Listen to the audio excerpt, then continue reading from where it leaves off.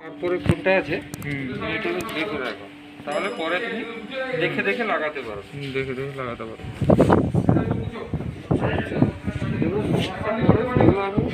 দেখে দেবো, ঠিক আছে?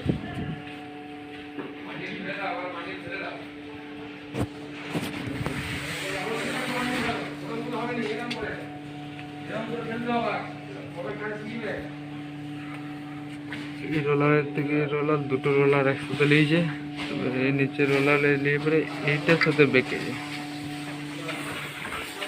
এসে পরে